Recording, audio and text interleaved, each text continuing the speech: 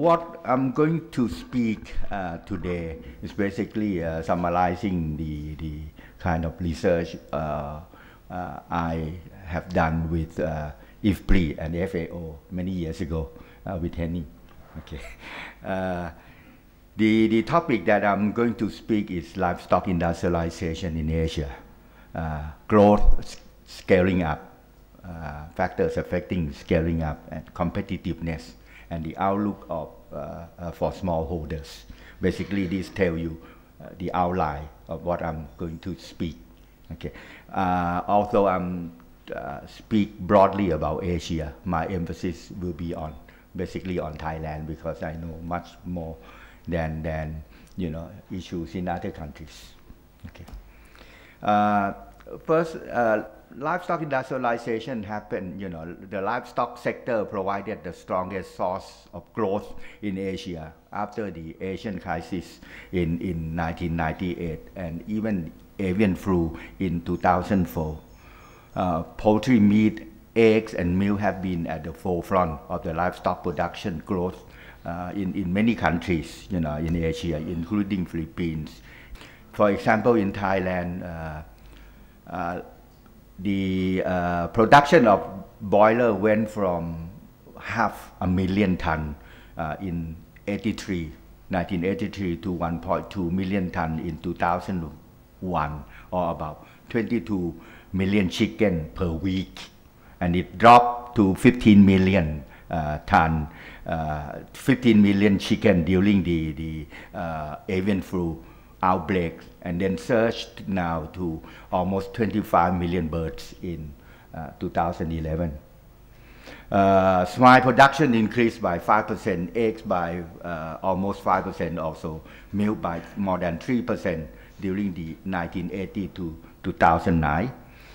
Stock of layer is now 40 to 45 million birds, comparing to 35 to 36 million birds before the liberalization of import of parent stock in 2010.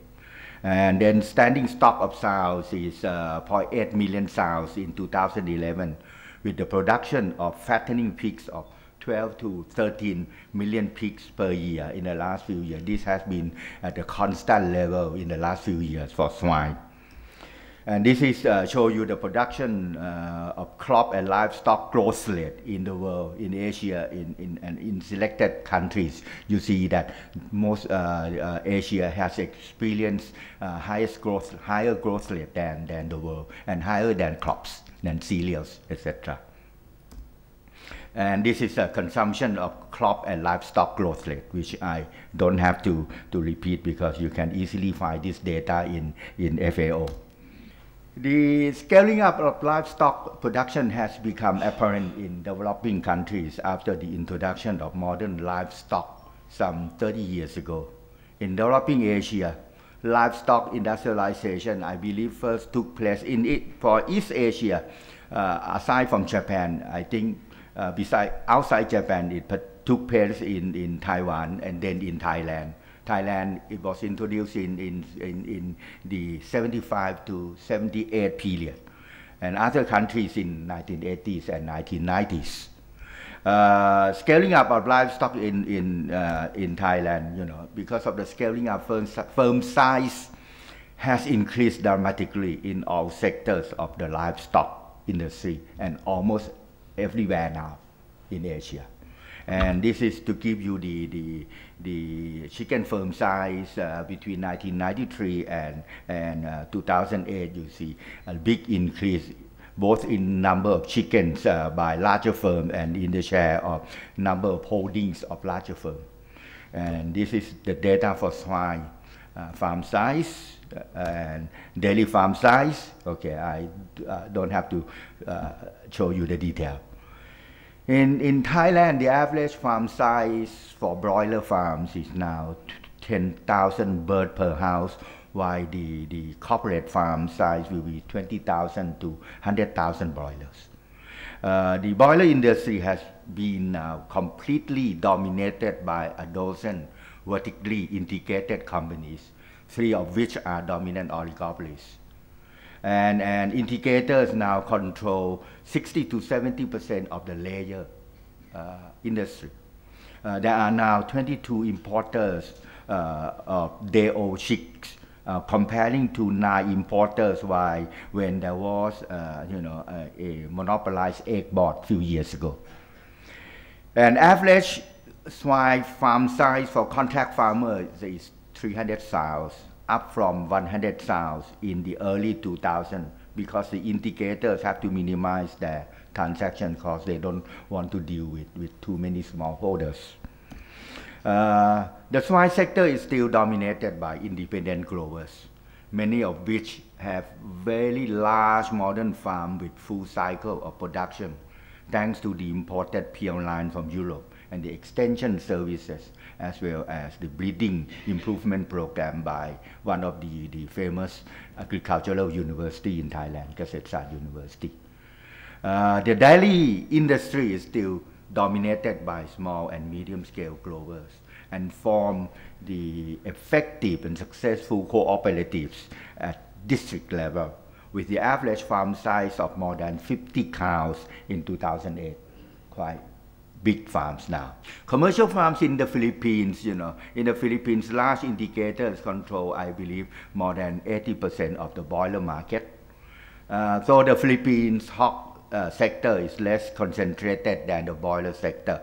The large-scale vertically integrated farms have become more important, particularly in the high-value modern retail market. India has also participated in the global livestock revolution through rapid growth in production and consumption of eggs and poultry meat. The production of eggs and broiler grew much faster than the production of crops. An increase in poultry farm size has also been observed.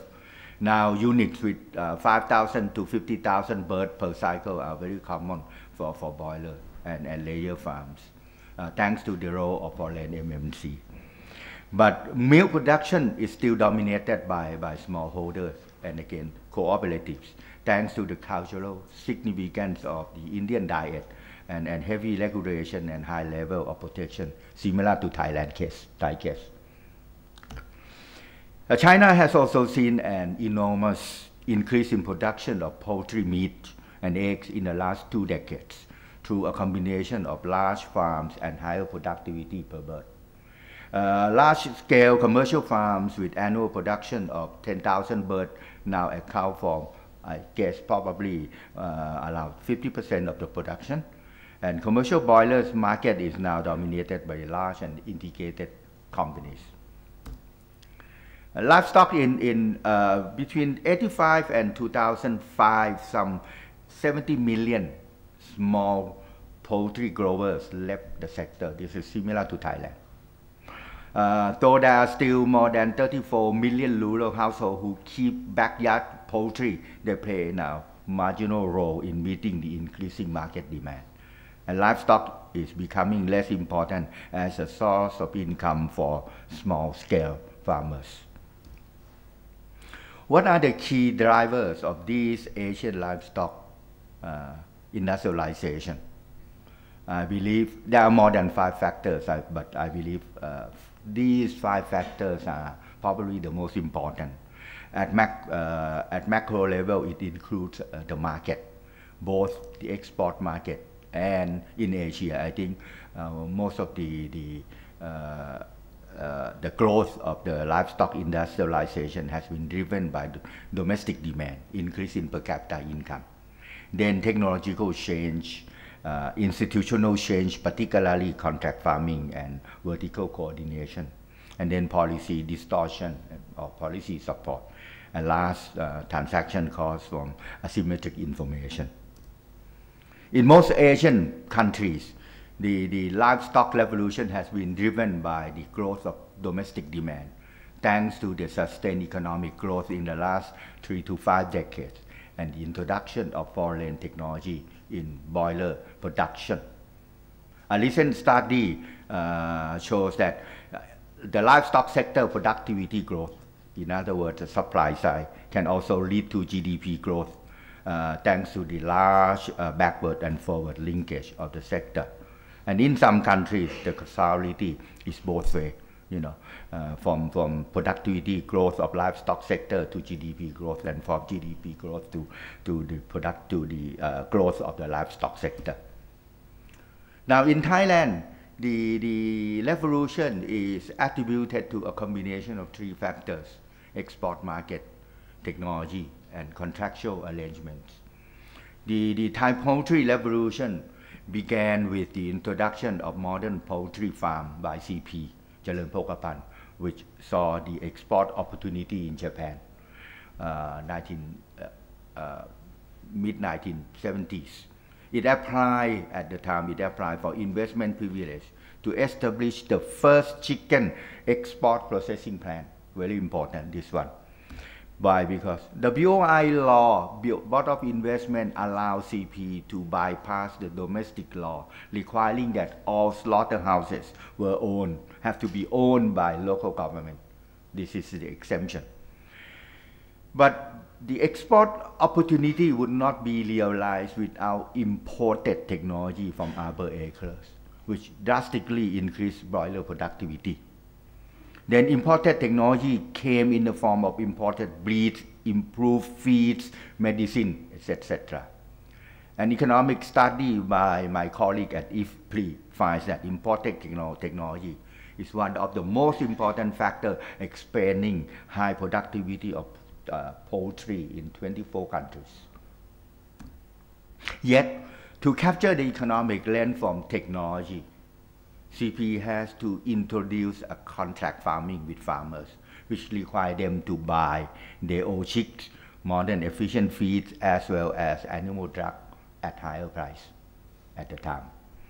To attract farmers to enter into the contract farming, CP introduced the price guarantee and wage contracts, which substantially reduced the price list for farmers.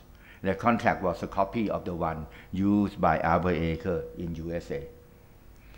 Farmers under the contract also have access to credit from the commercial banks. And following the success of CP, other integrators have entered into the poultry industry, and thus creating the competitive poultry industry, with CP being the largest player at every stage of supply chain except the export of fresh chicken. Let me give you a few observations. Most of the contract farms in 1980s were smallholders, thanks to the plentiful family labor and land ownership of smallholders, which allowed them to use land as the collateral for loan from commercial bank. Note that there was almost no government regulation of the contract farming at the time. Yet, smallholders were not widely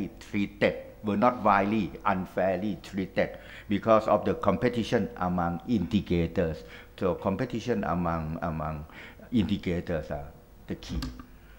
CP later on went on to transfer the poultry technology through FDI in Vietnam, Indonesia, China, Cambodia, Laos, etc. The development of swine industry in Thailand occurred much later, around 1990, thanks to the expansion of domestic demand. Unlike the broiler sector, this is domestic demand. But there are two major factors limiting its growth: the slaughterhouse law and the difficulty of controlling foot and mouth disease. The success of the dairy industry is attributed to the long-term government support, high wall of tariff and non-tariff, both tariff and non-tariff protection, like India, exactly like India. The government support includes free land allocation for poor farmers, access to cheap long-term credit, veterinarian service, etc. As in the case of pig and eggs, the rapid growth of dairy industry is attributed to the rise in per capita income and the school milk campaign policy. The expansion of poultry production in most Asian countries has also been caused by the same drivers. That is the rising per capita income together with the introduction of foreign technology and the government support. In India, joint ventures between a local company and COP introduced imported grandparent stock to produce pure line of parent stock in 1980. And then the dairy industry in India has been supported and highly protected. In China, besides the increasing per capita income, agricultural reform, dramatic improvement in transport infrastructure has also facilitated the rapid intensification of poultry industry. So this is an important lesson for developing countries. And it was CP who first introduced the modern boiler farms and established the animal feed factories in China, thanks to its close relationship with the Chinese leader. In fact, it was invited by Chinese leader to invest there. What is the competitiveness of a small-scale producer? I will only discuss some major findings from the IFPRI FAO study on the determinants and implications of growing scale of livestock farms in 4 countries. The study shows that smallholders typically have higher profit per unit of output than do large-scale producers with and without the costing of labor. And so smallholders in this way have a chance to compete with large-scale holders. But higher profit in this case is only a necessary condition for survival of smallholders. It's not a necessary condition. And this is the data showing that farms with smaller size have higher average profit when you calculate the profit without labor costs and without family labor costs and with the family labor costs. And this is for dairy, which is quite different from India. This is for broiler, independent farm in India and the Philippines. This is the average profit for eggs, same conclusion. And this is for swine, similar conclusion. And this is for swine as well. Now I mentioned that higher profit for smallholder is only necessary condition. A sufficient condition for smallholders to survive is their ability to use their farm resources more efficiently than the large-scale producer. And this is the hypothesis tested by the study using the stochastic profit frontier to explain the relative inefficiency.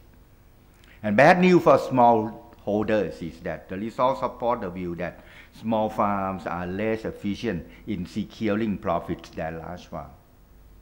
Relative efficiency is fairly static in the medium farm size and then rises again only with a very much larger size of operation. Only in one case show a larger profit efficiency for smallholder. That is the case of small independent swine farmers in the Philippines. But there is some hope. The overall result for swine industry in Brazil and Thailand, poultry in Thailand, boilers in India, and milk in India and Thailand show that the efficiency advantage of smallholders increases substantially when you go from a very small backyard producer to a small commercial producer.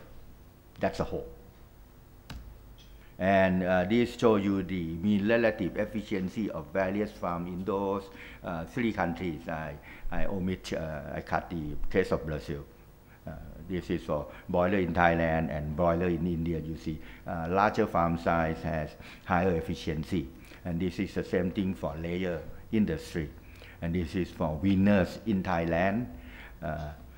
So there appears to be significant profit efficiency gains in going from finishing, let's say, 15 to 20 piglets in backyard, 15 to 20 piglets per year in the backyard farm.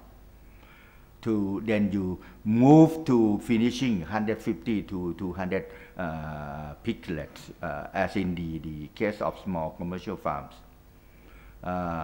One policy implication is that a viable route in Asia is a technology and institutional development targeting at improving the efficiency of swine smallholders.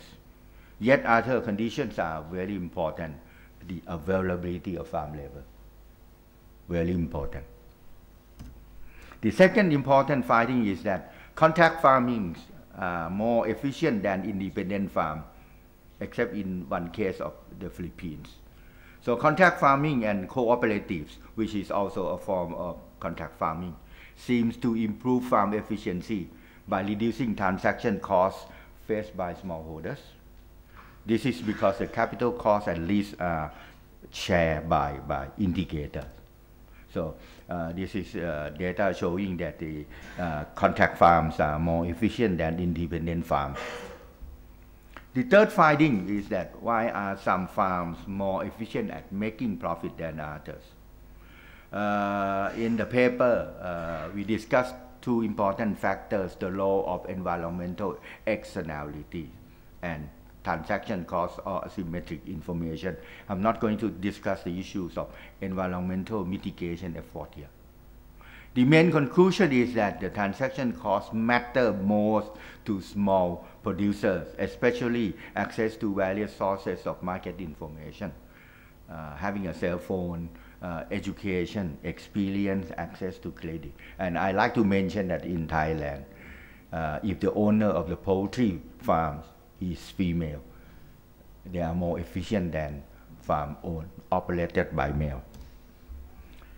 Yet the impact of transaction costs differ across countries and sector study. For example, smallholders' profits are more sensitive to transaction costs than those of large farmers. And secondly, transaction costs play a much more important role in the production of monogastric, where timing of sale is more discretionary and quality input is critical to quality of output. Now, what are the outlook and challenge for smallholders? The smallholders still have a better chance in milk production in countries where scaling up has not progressed to the point that has already been achieved in Thailand and Brazil. Though the large dairy farms have higher profit efficiency, smallholders, I think, still have a good chance in milk production thanks to the advantage of family labor, the nature of care-intensive dairy farms, and the coordination role of cooperatives. Note that milk cooperatives are successful largely because of the perishability nature of milk, which force smallholders to form cooperative and successful cooperative.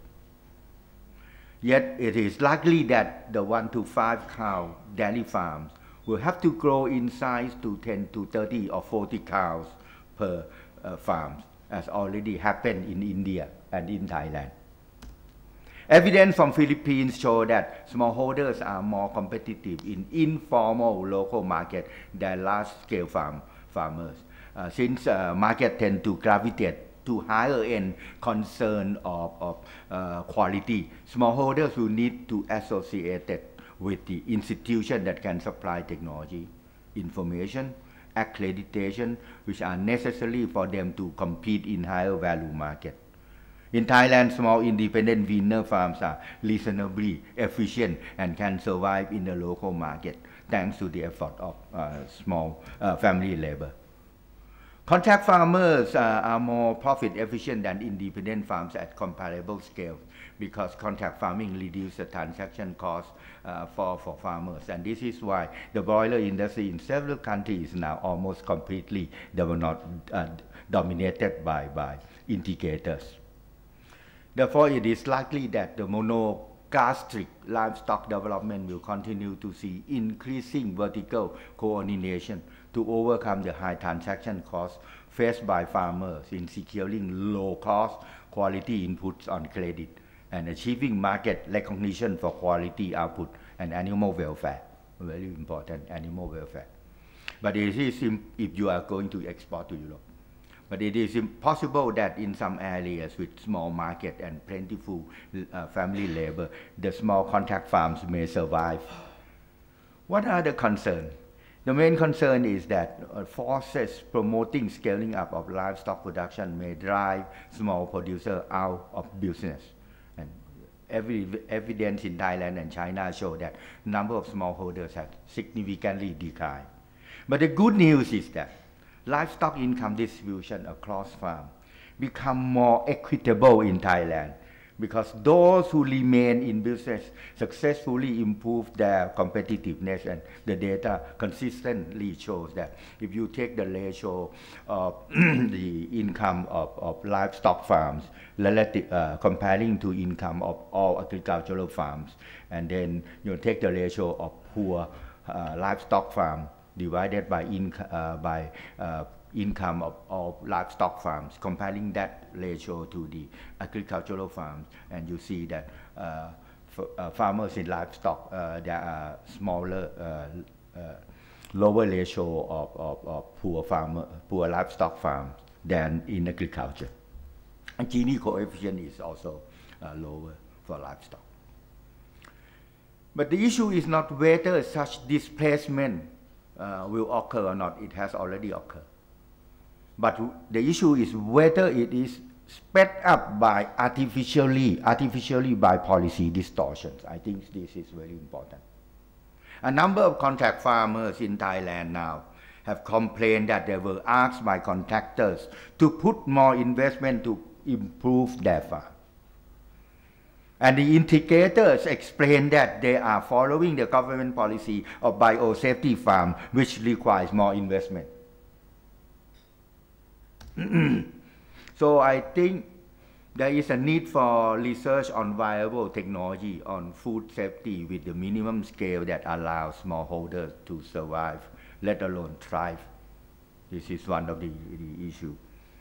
For smallholders to stay involved with the fast-growing demand for safe food and quality products, they need to meet the evolving food safety standard, establish market trust and reputation, and this requires some form of innovative institutional arrangement which involves private sector, government, farmers, and probably social entrepreneurs. The research on livestock is still limited by data availability at farm levels, and therefore most of the research has to depend on small sample survey, which is a problem. And obviously there is a need for national farm survey of modern livestock farm. Thank you.